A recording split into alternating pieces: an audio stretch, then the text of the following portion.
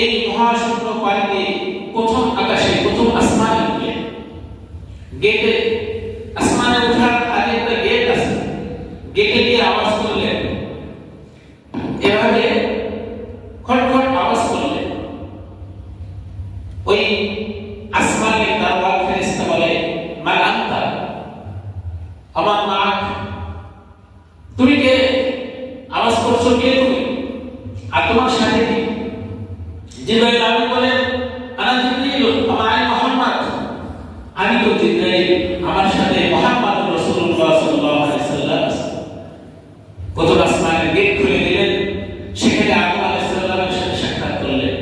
এরপরে দ্বিতীয় আসমানে উঠলেন, সেখানে হযরত ইয়াহইয়া ও ঈসা আলাইহিস সালামের সাথে সাক্ষাৎ করলেন। তৃতীয় আসমানে উঠলেন, সেখানে ইউসুফ পয়গম্বর সবচেয়ে বেশি সুদর্শন ইউসুফ পয়গম্বরের সাথে সাক্ষাৎ করলেন। এরপরে চতুর্থ আসমানে উঠলেন, হযরত ইদ্রিস আলাইহিস সালামের সাথে সাক্ষাৎ করলেন। এরপরে পঞ্চম আসমানে উঠলেন, সেখানে হযরত হারুন আলাইহিস সালামের সাথে সাক্ষাৎ করলেন।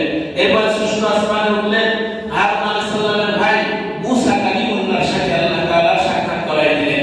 এরপরে সপ্তম আসমানে উঠলেন, জাতির পিতা ইব্রাহিম পয়গম্বরের সাথে সাক্ষাৎ করলেন। তবে আমাদের সমাজে অনেকেই এই মেরাজকে অস্বীকার করে, তারা কিছু যুক্তির সাথে রাখে, বলে যে মহাশূন্যের উপরে তো অক্সিজেন নাই, অনেক জায়গায় বরফ আছে। যারা আইন হয়ে গেছে, তাই অনেক উঁচু জায়গা, সেখানে একটা পাহাড় আছে, জাবালে শেখা, সমতল ভূমির থেকে ৭,৫০০ ফিট উঁচু। আমরা সেখানে গিয়েছিলাম যানবাহনে। সেখানে স্বাভাবিকভাবে আমরা মেঘমালার থেকে অনেক উপরে ছিলাম। তো যত উপরে যাওয়া যায়, বিশেষ করে মহাশূন্যের প্রথম আসমানের পরে একেবারে অক্সিজেন শূন্য। যেমন আমরা জানি ২০ জুলাই ১৯৬৯ নাসার বিজ্ঞানীদের অন্যতম নীল আর্মস্ট্রং যখন চাঁদের দেশে যান, সেখান থেকে দেশে আসার পরে ৩টা তথ্য মানুষের কাছে পেশ করেছিল।